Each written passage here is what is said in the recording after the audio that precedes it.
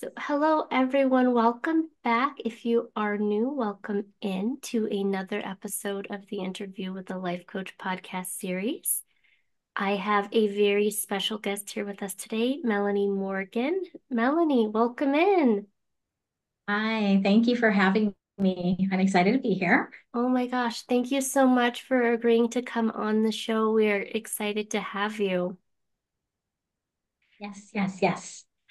Melanie, I understand that you are a spirituality and healing coach. Is that correct? How would Yeah, I am a spiritual evolution coach, and it's funny how that actually progressed. So I started off as a purpose-driven mindset coach, thinking, people need purpose, right? People need meaning in life, and that is what is going to change our world. And I realized, there's way more to it than just the mindset. And that's how it evolved into a spiritual evolution coach, because we all go through an evolution internally in order to get where we need to be to serve the world.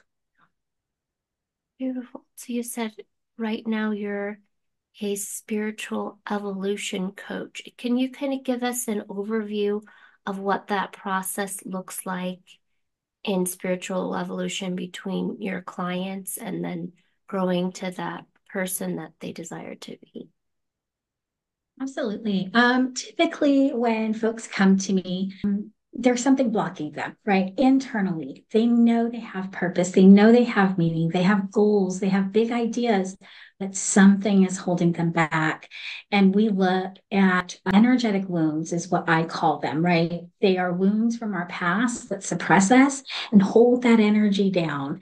And so we go in and we deep dive, we find those roots of what's holding them back and begin to dissect them individually, break apart the limiting beliefs, break apart the attachments that keep them stuck and self sabotage. So, why I call it spiritual evolution is because it's not just about their existence here, right? It's about their spiritual self. It's about their connection to the divine, to God, to the creator. And oftentimes we fail to realize that when we lack that connection, that deep, deep spirit connection, we lack authenticity. We lack who we are. We lose the knowledge of ourselves. And so it's helping them find that path back to self and back to the divine, back to God, back to the creator. And no matter what it looks like, whether people no matter what their beliefs are, right? There's a deep centered heart center that connects them. And when you lack connection, you lack purpose, you lack meaning, you lack the energy to keep going, right? So I hope That's that explained it. it does. That's beautiful. So outside of just helping the person trying to become who they want to be to really go inwards and take a look at their relationship with the divine to say, okay, is this the path that I'm on because this is where everyone else wants me to go? And then where should I be going? Like, where is God calling me to go? What's going to lead to that level of fulfillment in my life to kind of drown out all that extra noise that might be coming in? Yeah, it's to shut out the noise, right? It's to really shut out the noise and get centered with oneself so that they can hear that inner voice, that true voice, right? Where your mind and your heart become aligned and there's nothing, no matter which way you turn, it's aligned. And because that's you, right? There's no more noise, there's no more expectations. You learn how to deal with them. You learn how to create those boundaries that are healthy, and you learn how to speak your truth, right? In a graceful way, but speak your truth all the same. And that's something really hard for people to do now. I would agree with you. It's hard to speak your truth when you don't know what that is. Um, especially if we've gotten so used to going through our day to day and not taking the time to get to know ourselves, not taking the time to sit with God in the quiet. What would you recommend to someone as a first step to start to block out all of that extra noise and distraction to have a moment with God. Yeah, typically what I like to do in the beginning of any session, I'm working with someone after I hear their story and I hear what's blocking them, what's holding them down, what's hurting, right? Um, I have them focus on being, doing, and having. Who am I, right? What do I need to do? What do I need to have, right? These are things that are important. When we don't look at those three things, we lose sight of what's important to us and we begin to try to people please or to live up to someone else's standards. And we forget that we have standards of our own for ourselves. And that's where we get lost. That's where life becomes chaotic because we can no longer hear who am I? Who do I need to be for me? Right. So I take them on a self-love journey. That's important. It's so important to go on that self-love journey, right? To recognize why you are who you are and why that's special, why that's unique, why that's amazing, and help to bring back that sense of divinity, that sense of connection, that sense of I am his child. I am, right? I am born of this, right? I am here for a purpose. And so I take them on a self-love journey first, as and find out who am I? My beingness matters. What do I do to either sabotage or support that being, right? And what do I need to have in order to continue to evolve, to grow, to become, right? So, That sounds awesome. Really like the fact that you mentioned taking the other person on a self-love journey because I feel like so often people can tend to think that self-love is this choice that you make and then you're done. Like, oh, I love myself, but I'm not kind to myself in the quiet. Oh, I love myself, but I don't have my own back. I don't believe in my potential. I don't believe I'm worthy enough to have this relationship with God where I can ask and receive. So that transformation is so powerful. it really is. And that's a great point that you make to say that I am worthy to ask God and know that I can receive, know that I'm worthy to receive. And we often forget, that you are a child of God. You were made in his image. You were created for a purpose, a reason. You were chosen long before you were ever conceived. You were created prior to the womb. And so it's like when you remember, right? And that's what it is. When you remember who you are, you learn to love you. And there's hardly any noise that could ever take that away from you. There may be little slips, little forgetful, I forget sometimes, but in the end, those moments, they don't last long after you learn who you are. So, yeah. And you love you, right? Yeah, I love that. How could, it's so true. How could we not love ourselves when we know whose we are? And it takes that pressure off, right? When you're trying to walk in your purpose, you're not walking alone. Yeah. I mean, if we think about it, right, it's even like when we're raising children. Let's flip the script a little bit, right? We're going to raise children, and we want our daughter to be strong and brave and smart and kind and graceful, right? And so we inspire her, we encourage her, we build her up, we remind her every single day how much she is loved and how special she is so that she remembers that, right? And that way, other voices can't come and take that away from her. And that's what I mean. You're connected mother to child, right? Mother to daughter. And you create that love there. And so when you become disconnected, you become disconnected from that love, and a lot of things come in between that. You know what I mean? A lot of things come between that knowledge that she had growing up about how much she's loved, how special she is, how unique she is, how it's okay to be special and unique. And that's a big one. And so when we get disconnected from God or a creator or the divine or source or however you want to say it, when you get disconnected, all those noises start coming in and you forget who you are and whose you are.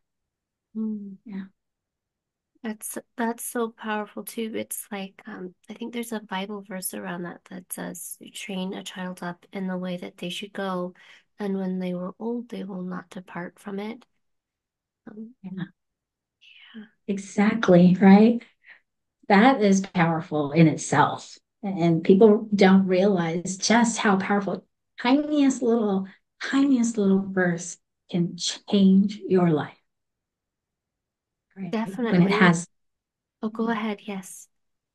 when you put it into context, and you can take that verse and you can put it into several different things, right? Your career, your relationships, your friendships, your community, and it has significance, but we forget the significance of why it was written to begin with and what it inspires. So, Beautiful. What I did want to ask you too, what inspired you and motivated you to want to become a life coach? so that's a great question. I turned 50 a couple years back, You're and that was, kidding. Sorry, no, you I'm not. don't look 50. Thank you. Yeah. I turned 50 a couple years back. I'm now 52, but I turned 50 a couple years back. And I remember this is how a self-love journey started, right? I remember thinking that this can't be all there is to life, but I'm going to rewind just a little bit to what prompted that question. I lost two brothers back to back, one to suicide. He died in the jungles of Guam in the middle of a typhoon. And then a year and a half later, my other brother died. He gave two boys a ride in his truck and they beat him to death and left him on the side of the road. And so that they could go on a joyride. So that 15-minute joyride was what his life was worth at that moment. And that shook me, right? And that told me how precious this life is. But I had to go through 6 years of darkness before it actually started coming out, right?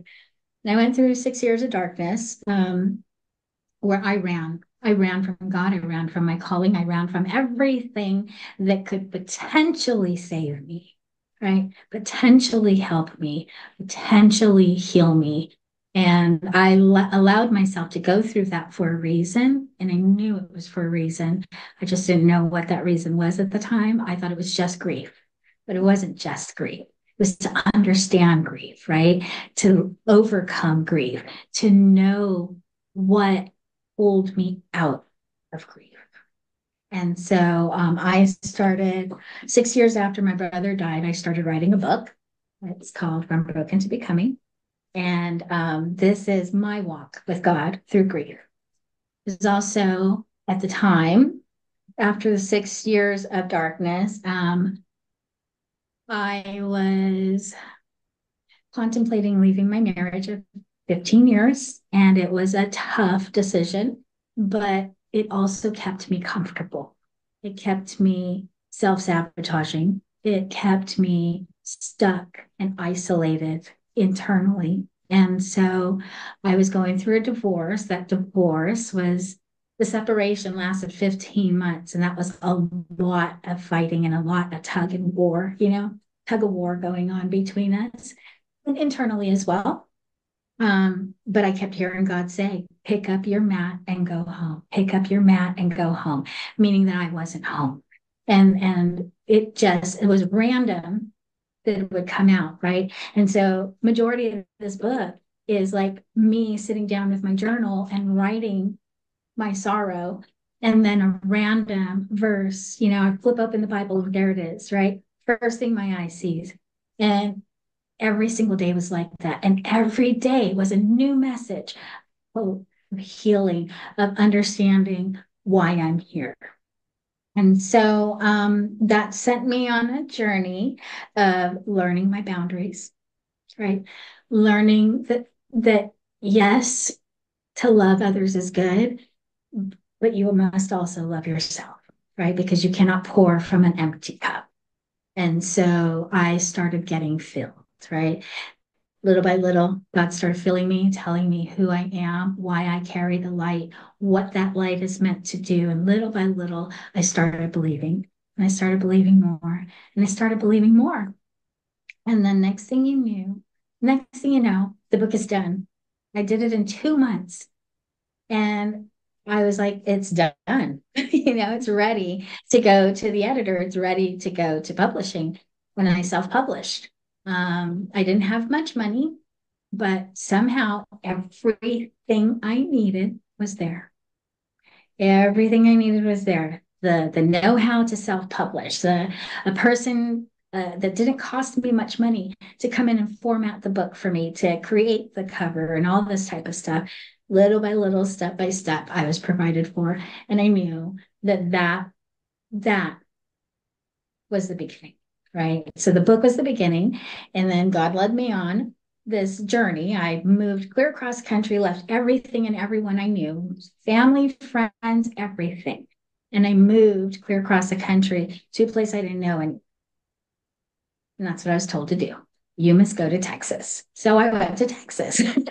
And when I got to Texas, he started me on this get called the Fugly Ugly Truth. This is the Fugly Ugly Truth of what I feel right now.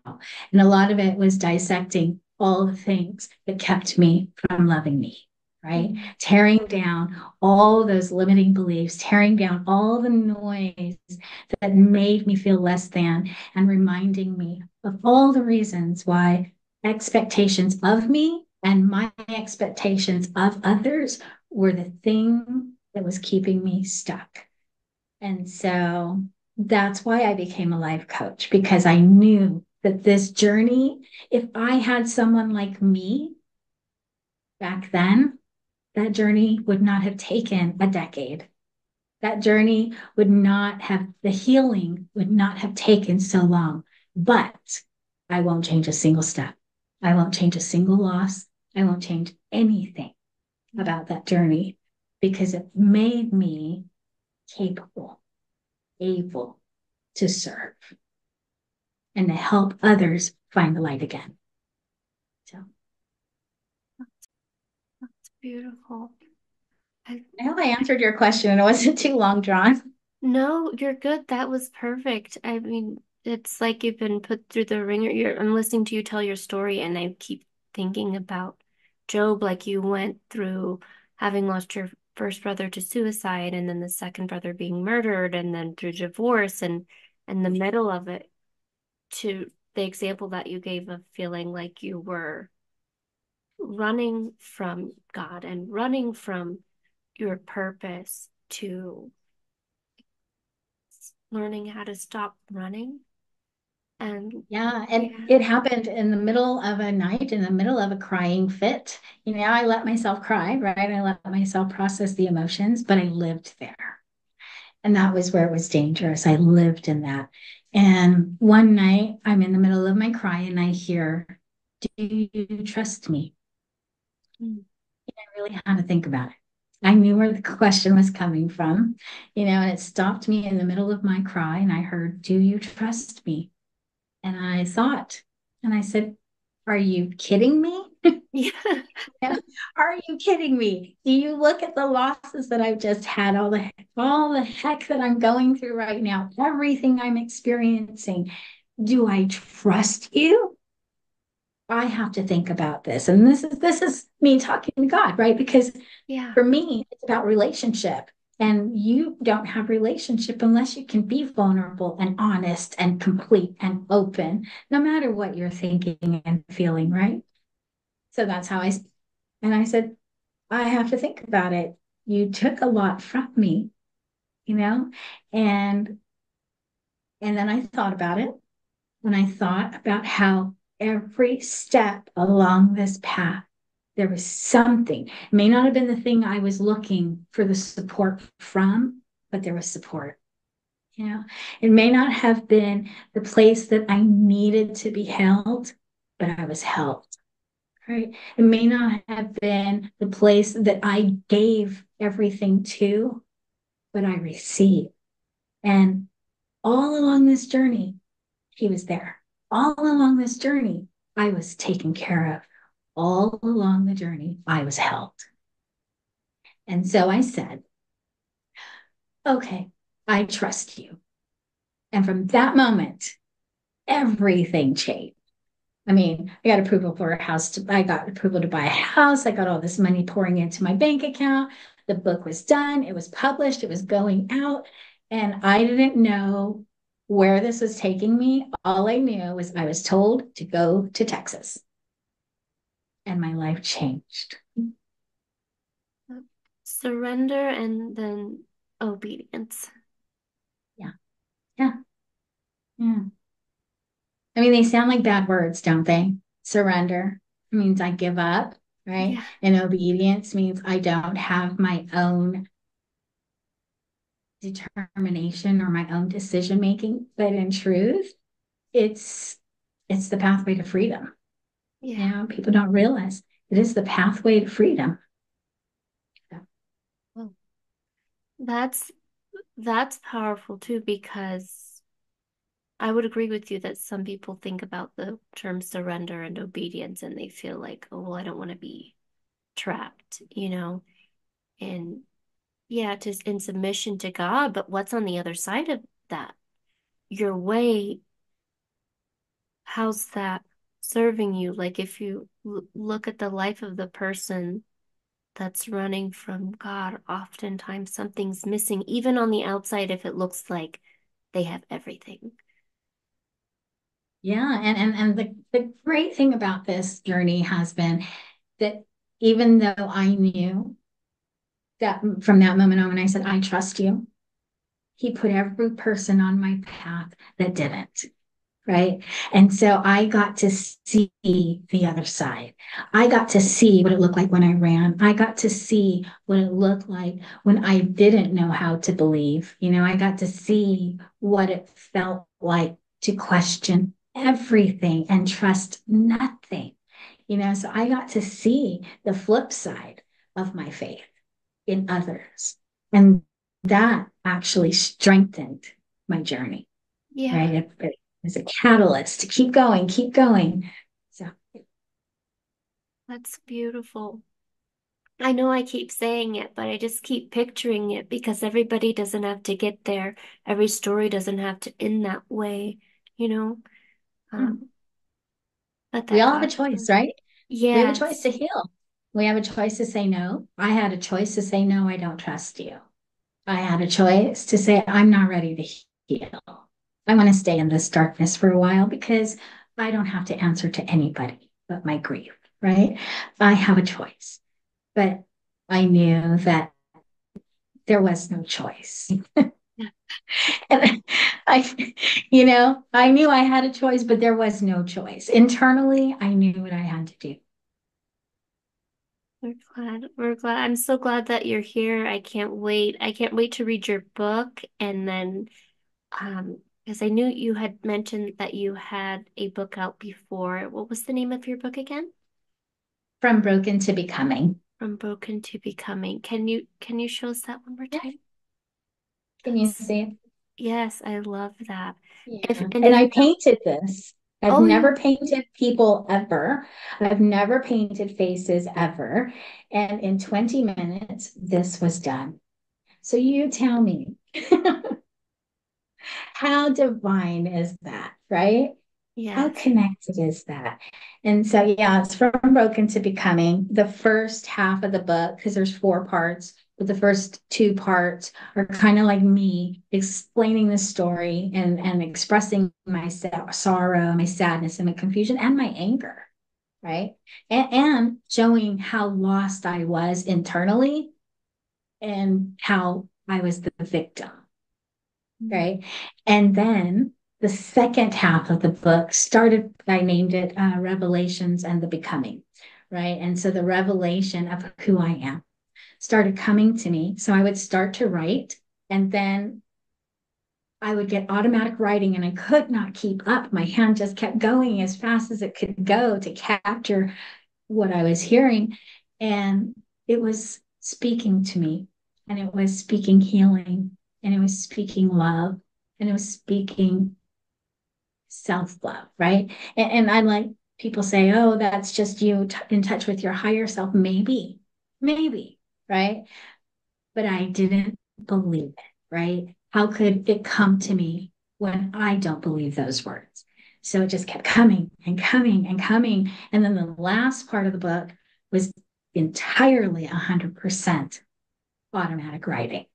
And so that's why I decided the spiritual evolution path, because we got to stop being afraid, right? We got to stop being afraid of the gifts that we were given. And it is a gift to be able to go through healing and have nobody around you. I self-isolated for 15 months and have nobody around you, but healing words and loving words and compassion and kindness was being spoken to me every single day. If you're just willing to listen, right? So, Wow. For 15 months, you said, right?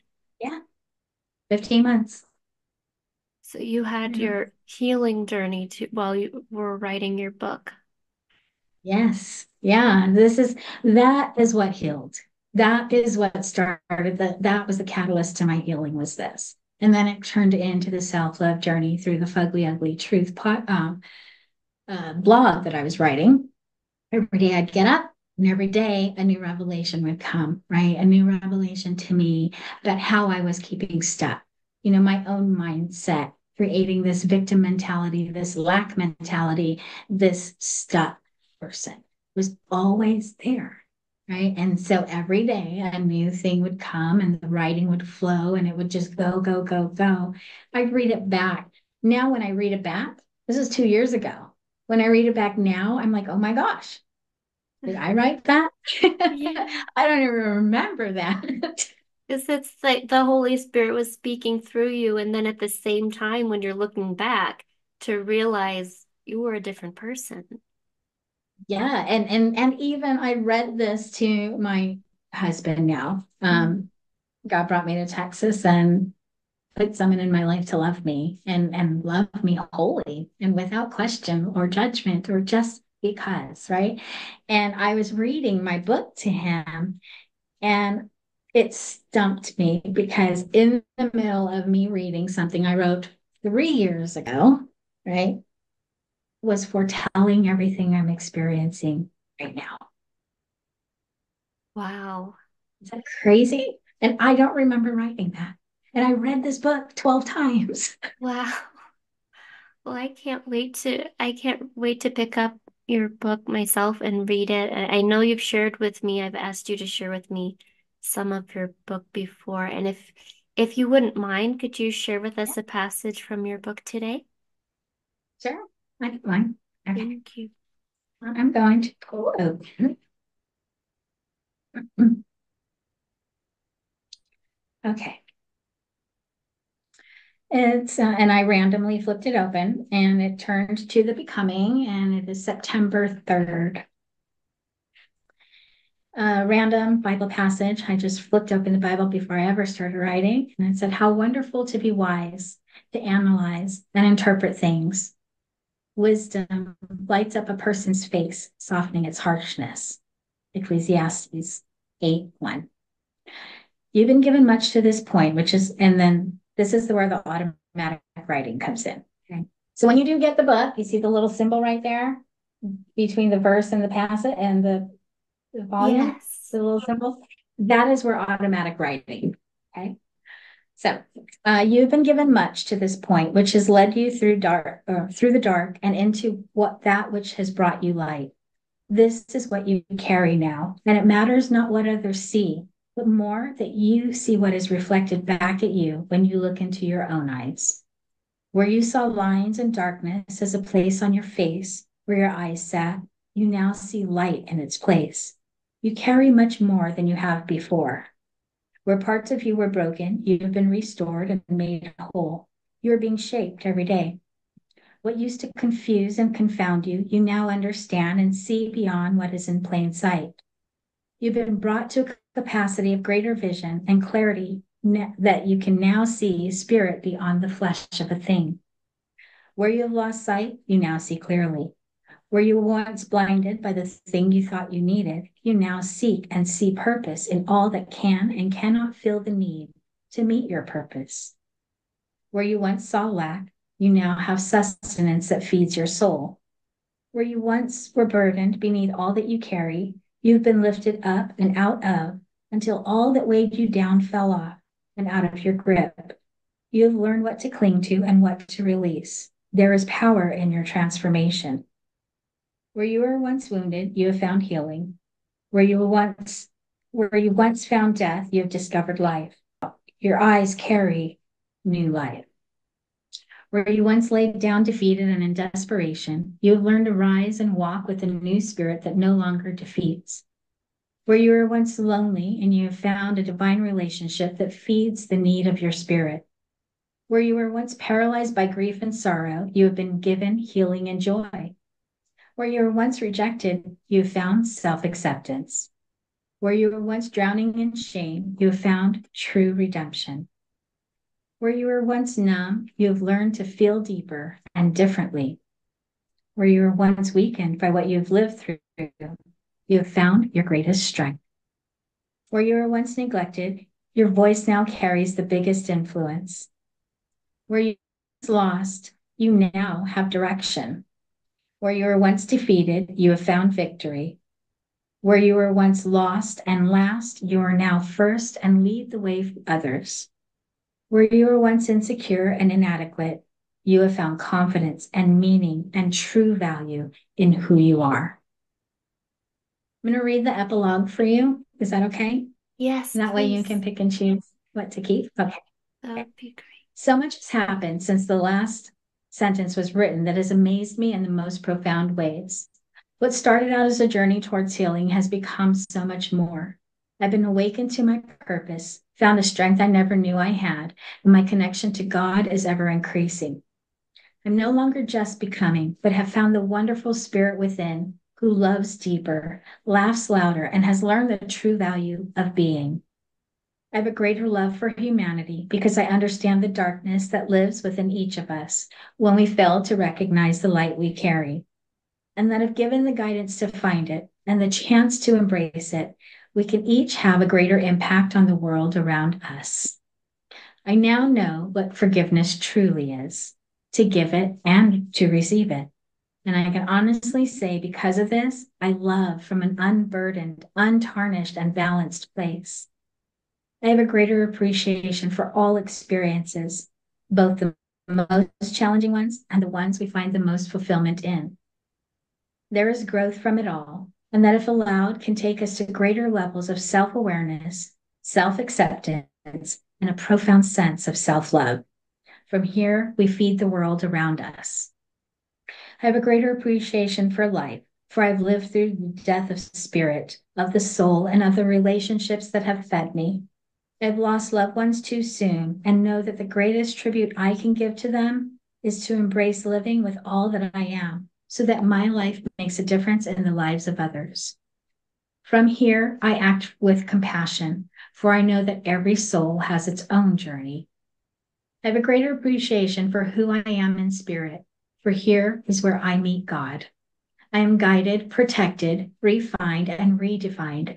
I am stronger, wiser, and more aware of how who I am can trigger the evolution of another soul or contribute to their struggle. Because of this connection, I am always reminded that I have a greater responsibility to those around me and that I can give to them what has been gifted to me. To say I have changed is an understatement. I have become. Here I am, and I am unstoppable, surrounded by a love and power that is undeniable. I am risen from the ashes, now glowing with the flames that tried to take me out. I am a fighter for the underdog, with a heart bigger than it's ever been before. The great I am lives within me, Therefore, I am, and I am always becoming. No matter what I've lost, I am whole. No matter what I've suffered, I've gained. No matter what I lacked, I have more than many. I am a force to be reckoned with because I am a warrior that has won many battles. I am a love that will never be forgotten because I love from a place that has known his love in the most intimate way. I am a fire that will always burn brightly because he is the light within me. I am the defender of those forgotten because he chose to remember me. I am unbreakable, unstoppable, and unforgettable. I know my worth. I am. Because of this and because of the personal guidance God has given me, I have a responsibility to humanity to help develop them on their journeys, to plant the seeds that will feed the growth to who they are becoming.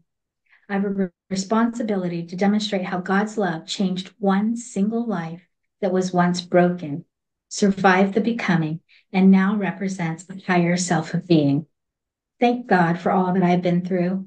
I wouldn't change a single step on my path, for He has shown me who I really am. And for the first time in my life, I know where I'm going. I know I am here, and I know I am not alone. Amen. Thank you, Melanie.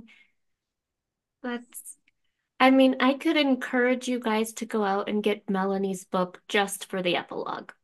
You could just read that every day as a mantra, as affirmations to yourself to remind you of whose you are. Because think so often too we forget about the subconscious trauma that we experience in our lives, like and as we grow up and maybe as children, as high schoolers, maybe from past relationships that we hold on to. And it becomes a part of our identity. And then I love the example you gave too about like rising from the ashes. I thought about the phoenix, like beyond that story of hope to healing and then transformation. Yeah, and being reborn from the things that broke you, right? And actually taking that pain and transmuting it into power and to be okay saying, I love me, right? I am undeniable. I am unforgettable. I know my worth, right? To say that and mean that is the most transforming thing I have ever been through in my life. And that is why I became a coach, because that transformation made so much difference inside, right? Just knowing it's okay to say, I know my worth. Mm. Yeah. I know my worth and I love myself. I never realized before becoming a life coach how many people won't allow themselves to Yeah. be loved. But so if you can't love yourself, I believe if you can't love yourself, you can't let other people love you. And you can't love others. Can't love them. There's no, Yes. yeah, it isn't love anymore. Now it's a toxic exchange. It's a contract, right? You have a toxic contract with someone else when you don't love yourself, right? Because you can't love, it's you're not loving from a healed space, you know? Yeah. Yeah. So Loving from a broken space and then in that regard too, you're absolutely right. Then it becomes toxic because that love is looking for someone else to fill a void that yeah, they can't fill. Like that's a void that you fill with your relationship with the divine, with your relationship with God and yourself, and putting that expectation on your partner is going to leave you both feeling depleted. yeah, we are creating conditions in our life, right? And those life conditions we're creating are from wounds that we haven't healed. And when we aren't ready to see that, and we sit in the arrogance of our right to be mad, or our right to be upset, or Mm. our right to be hurt, we lose sight of that internal love that can heal. Mm. I like how everything came back to that healing journey. that you were talking about before with self-love. That's it. You had mentioned having a victim mindset before. And would you say that letting go of that victim mindset set you on the path to your healing journey? And I'm sorry, I'm going to ask you a compound question, but how Okay. were you able to let go of that victim mindset and start your healing journey? And then what mindset would you say that you have now? Okay. So yeah, that's quite compound. Let me try to remember what you asked. Yeah, it comes back to the healing journey. What started the healing journey? Is that right? Yes. And then what was the second part? If letting go of your victim mindset is what helped you to transition. It was. And here's the craziest thing. You know how I told you that while I was loving me, while I was learning to love me, God put on my path people that didn't, right? And while Yes. I was learning to have faith, God put on my path people that didn't. And I just happened to have this one best friend. I would talk to him every night, right? And truck driver. So we would talk for hours and hours, just going back and forth, right? And I didn't judge him for his beliefs. However, he judged me, Mm, right? And so, because I believed, I had faith in something I couldn't see, right? But I could. I could see tangible results in my life, in myself, in my face, in everything I touched. And anyway, that victim mentality was in me understanding the dynamic between the two of us, right? And understanding that that particular difference was actually the reason I stayed a victim, you know, mm, before, right? He helped me understand that me being the victim, me saying, I don't get this, you don't believe in me, you don't trust my faith, you're condemning my faith. And if I had taken that approach, it would have been a totally different story. But I started writing the fugly, ugly truth and realizing that my own expectations of others to fix me was the reason I was broken, right? mm, My victim mentality was the reason I couldn't heal. And that's when it started shifting, right? It started shifting. And so he put the right catalyst, a person that was opposite of me in every single way, but I cared about and non-judgmental at all. And I cared about that person, right? But the values were completely opposite of mine. And so I got to see me from his eyes, mm. right? So every judgment was me going, do I believe that? Right? Yeah. Hmm, do I accept that as truth? And I started learning that's how I started shutting out the noise, right? Is to say, no, no, I don't believe I'm too mawkish. I don't believe I'm too kind. I don't believe I'm too naive. I don't believe that. Because I love from a deep place, I'm actually stronger than you. And that's Mm, okay. You don't have to be as strong as me. In my mind, I'm not going to say that to that person because they weren't at a mental space that they could accept something like that, right? right. But when I was done with that part of the journey, I did. And that was the day I took my power back, right? I said, no, no, you don't get to talk to me like that. And here's why. Mm, I don't judge you. We all have our own journey. We all have our own right to the faith that we have. And whatever gets me closer, that's okay for me, right? Whatever gets you closer, that's okay for you. But that same non-judgmental, unbiased approach and love, unconditional love I have for you, if I don't get it here, that's okay. yeah. I'm going to keep rolling, right? Yeah. I'm going to keep moving. And that's my power. That's my strength. That's my right to keep rolling, right? Mm. You don't have to love me. I'm good. I love me.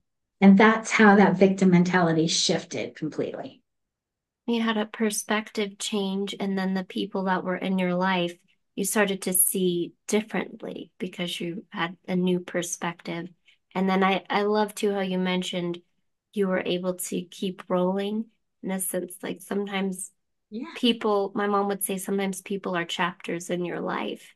And I wrote a blog entry. It's, yeah. I wrote a blog entry. It's called The Tiny Pebble and the Rolling Stone. And it's exactly that. And that was probably where that shift happened. Me realizing people will come and go, right? And I am a force to be reckoned with. And I am the stone. And as far as that, as much as that stone rolls, I pick up, right? And what can't handle the force of me will eventually fall away. And that's okay. You can't handle a love this deep. That's okay, right? And being able to say, that's okay. You don't have to fix me. You don't have to fill me. You can't. And it's not saying you're incapable. It means that I have filled myself so much that you can't pour anything else into it. yeah, You know? yeah. Mm. But now I, I'm receptive, right? Now it's okay. I can receive and receive and receive the good, the bad, the ugly, the amazing, and I'm okay. But I had to go through that first. to prepare you. Yeah. Yeah.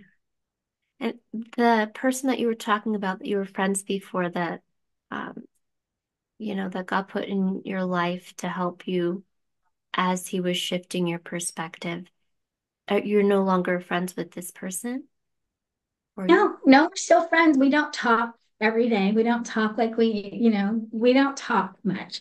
But I have no hard feelings and he has no hard feelings. We just decided, okay, this part of the journey was done, right? You were meant to come into this life and my part in his journey was done. And that's okay. We departed. We just stopped talking and then ended up seeing him again. Said, "Hey, I'm in town. Can you come up?" It was like yesterday, right? There's no animosity. And that's the beauty of that friendship. There was no expectations, right? And even if my toxic mindset in the beginning had major expectations, I learned to release them in the middle of it. yeah. And that's why we're friends. Because, right, it's true because everyone can't go on the same path that we're meant to go on. So you could still keep the relationship even though it had changed. Yeah. I mean, I can love you from a distance. I don't have to love what you bring to me. I can simply love you. Yeah. Right? I I want to shift gears a little bit here. But I know you'd mentioned before when we were talking a little bit about masculine and feminine energy, and um, could you talk with us a little bit more about that? I thought about that immediately when you're talking about your friend and your expectations, and then standing your ground, and then coming back into your feminine and letting him be himself as you're walking your separate paths. But he knows you're there for him if you need to, but the relationship's different.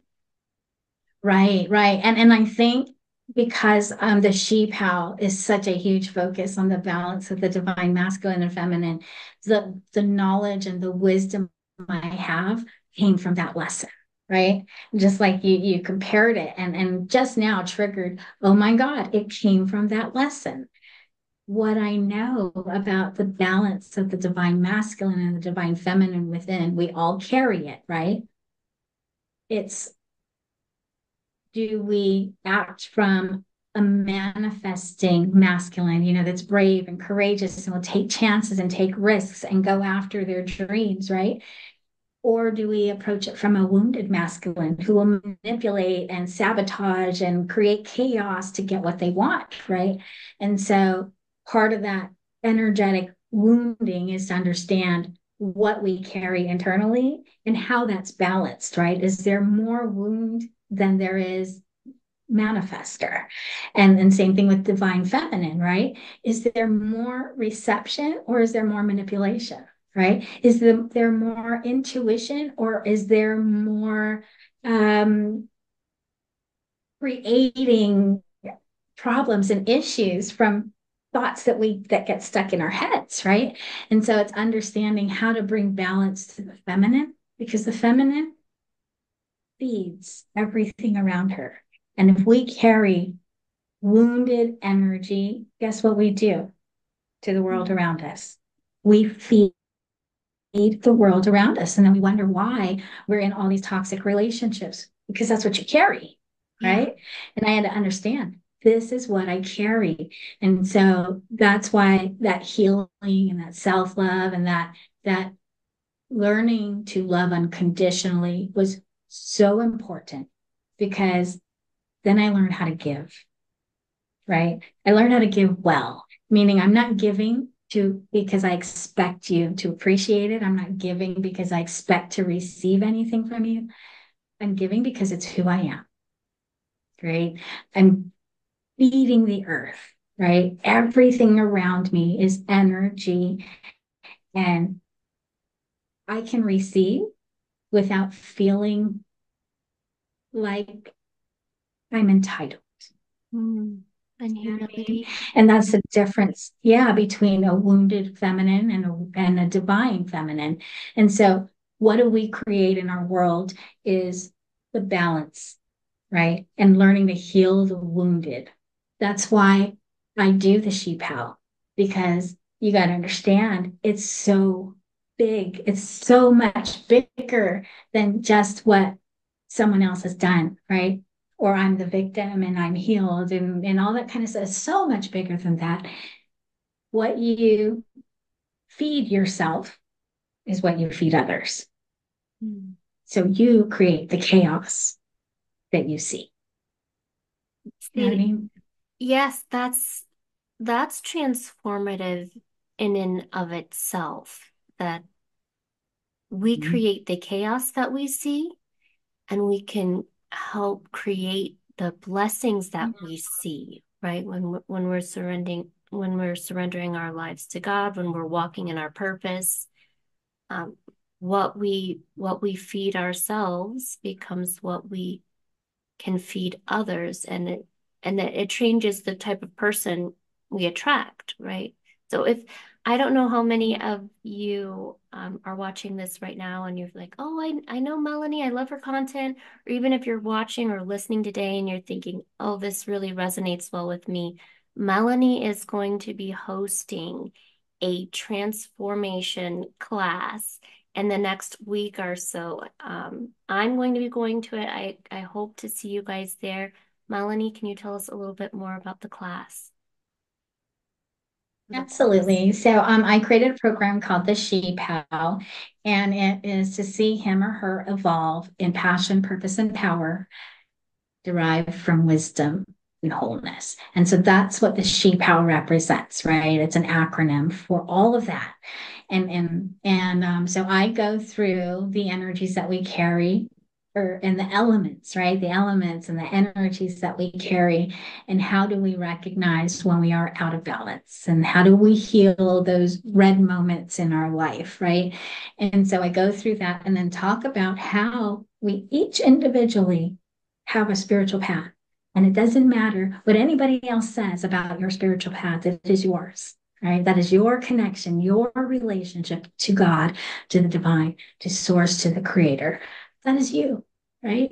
And so teaching people how we're all at different phases, different stages, different learnings, and how to bring them all together to find balance.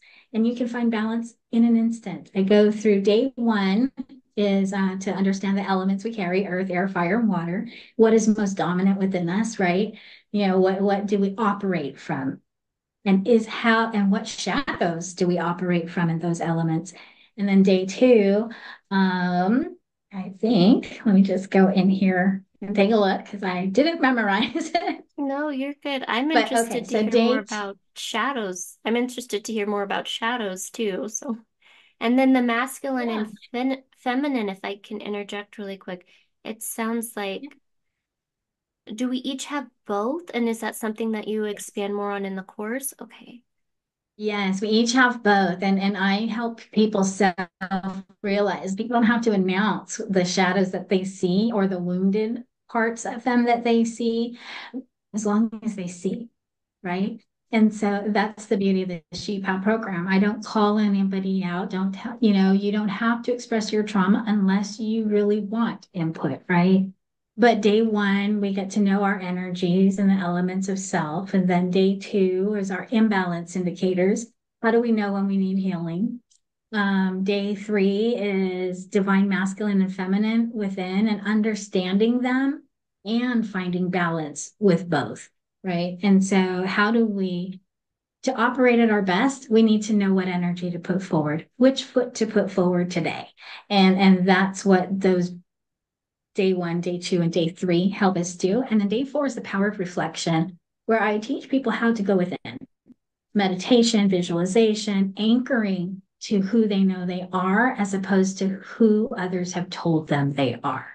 And then so day four, and then day five is the spiritual journey to self and understanding phases of transformation, because it's not all pretty, right? It's not all love and light. Don't get me wrong. That's great, but it's not, right? Transformation is hard. It is challenging. And it is the best thing you could do for yourself to have someone walk it with you. Mm. I can't wait. I love it. It's like a 5-day spiritual transformation self-love program course that they get to go on with you. Yes. Yep, I'm starting the next one tomorrow. So June 24th through the 28th. It is two hours to 2.5 hours a night. And then I did it in the evening. That way people that work can actually attend. So if you can, bring your kids pizza or something on the way home, or make dinner an hour or two beforehand, and then invest in yourself 2.5 hours a night over the next 5 days, and really learn all that you've been missing, and all that's been holding you back, right? And all that you can be, and all that's waiting for you. And so if you can do that, if you can join, go to www.thesheephow.com and sign up for the 5-day mastermind. I love It it. does come with a deep dive workbook that gets sent to you ahead of time. That way you can self-reflect before the class ever begins. And then you know what you need focus on, right? Not what I believe you need focus on, what you know. Right? Because it's already there. That knowledge is already there. We just need to tap into it. Yeah. And don't be afraid to explore that, right? Just because you believe in God doesn't make this taboo. You need to understand you. That's why He made you. You are Mm. special. You are unique. You are different from every single person in the whole wide world. And there's a reason you're different, Mm. right? So it's discovering that reason, it's discovering that uniqueness and learning to love you exactly as you are and learning to build from that person. Thank you. Thank you so much, Melanie, for coming on the show today and sharing with us. And thank you for allowing God to speak through and live inside of you and your testimony, turning that what could have been like a devastating story of your life, you allowed God to turn into a blessing, not just for your life, but for so many other people that are going through similar things. So I Mm. can't wait to And I see don't want people to everything. think that it stopped there. It wasn't just Yeah. grief or just divorce. I mean, I've been abused. I'm not foreign to trauma and pain and abuse. And so if I can heal, if I can find this place in me that says, wow, I love every moment I'm alive, and ILOVE me, right? If I can do that, coming from my childhood and everything I've been through, so can you. So take a chance on Definitely. you. Yes, it's worth it. You're worthy and it's worth it. Yes. Um, and if God says you're worth it, who can argue with that? Um, Yeah. I guess too, like if you were to explain the shadow self, what Mhm. is that? Yeah. So the shadow self is that part of ourself that we deem unworthy, right? It is, but it's necessary for the growth of our soul. So let's say I'm on sorry my if you could. website, I okay, I'm sorry, sweetheart. Can you turn that down just a little bit for a couple minutes? Thank you. Okay, go ahead. Sorry. okay. So yeah, no problem. So let's look at some things about ourselves that may be not good, right? And I do put quotes around that. And the reason I do that is because every part of us is good. Even the mistakes we make, they all serve a purpose. Even the grief I went through all served a purpose. But who I became inside that grief was my shadow, right? Mm. Because it was my unhealed self, it was my wounded self. And so when we talk about operating from our shadow self, we are operating from our wounds. I'm defensive, no boundaries. I'm a people pleaser. I'm overgiving and expecting too much, all of that stuff. And that's not somebody else telling me, that's something I recognize in myself, right? And at that point. And so I wrote something on my website when it said, "Who is Melanie Morgan?" And um, I'm going to read just two sentences, really, or two paragraphs. Is that okay? Absolutely. I'm a healer, a carrier of the divine light. This was the hardest truth to believe because of all the darkness I had seen, experienced, survived, and feared. The darkness in myself and the darkness in others was where my wounded soul lived, right? So it's our wounded soul. I've been wounded internally by my own doing. This is my shadow. Mm. And I've been wounded externally by those whom I gave the power to. That's also operating out of my shadow. I gave someone else my power.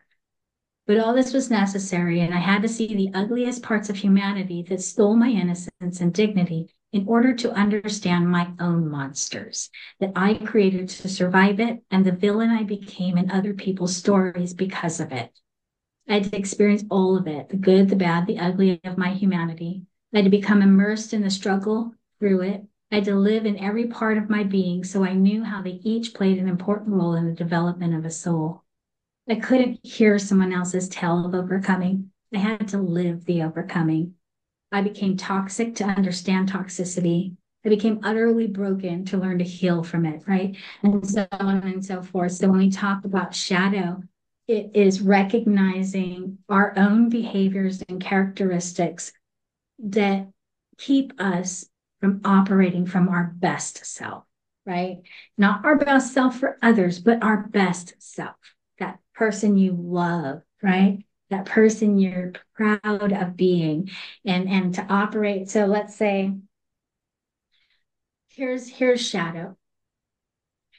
Because I have been cheated on, I am not going to trust you. I'm not going to have faith in you. I know you're a new person in my life. I know you're good to me, you're sweet to me, but you must be sweet to me for a reason. There's something behind that, right? No one's this sweet. You see that inability to trust? That's shadow, right? And that's not necessarily bad. It can be, right? If it's put in the wrong context and against the wrong person and it's from the wound. However, that same mistrust could be I'm walking down the street towards the bus stop and I see a bunch of guys there, right? And they're all whistling at me. And it's almost dark and I know I'm going to have to stand at that bus stop for the next 20 minutes waiting for the next bus. My lack of trust is now protection, Yeah. right? And so it's understanding how there are certain parts of us that if we learn how to use the power of our shadow when the shadow's needed, then it serves us well, Mm. right? That Does makes that make sense. sense? Yeah, it's like parts of our past that we carry with us into our present reality, and it can be bad or good. Yeah. And so we can, when we say it is bad, we automatically label ourselves bad, Mm. right? So when we learn to say, I pulled my shadow out when it was needed, it means I have control of it, right? It Instead of doesn't the have other control way. of me. Yes. Can you say that one more time? I don't want to be talking over you when you say it. Okay. The So last when I part. pull my shadow out, which one? Yeah, that when you pull your shadow out, that you have control over it instead of it having Yeah. control over you. When I pull my shadow out, when I need it, that means I have control of it. It doesn't have control of me. Well, that's the difference, right? It's learning to embrace all parts of us. There is no bad, there is no good. It just is. Thank you. Thank you, Melanie. I'm looking forward to seeing you tomorrow too. I can't wait. But I will, if anyone's like listening to this podcast and thinking, man, I really would love to attend Sheep How or to have a one-on-one coaching session with Melanie, I will make sure to link all of Melanie's information below. And then I know by the time this podcast airs, she will already have gone through her first set of sessions for Sheep How. But if I understood you correctly when we spoke before, you'll be holding this course again, the 5-day course. Yes. Yes, I plan on holding it again. So June is this week, and then July, I'm going to do the 15th through the 19th. Same thing again in the evening. I have folks in Australia that are hoping to attend, and so that kind of works out for all of us, right? Perfect.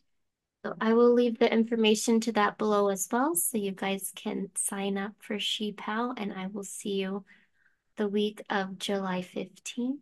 Thank you so much for watching, and thank you, Melanie, for joining us, and we will see you in the next episode.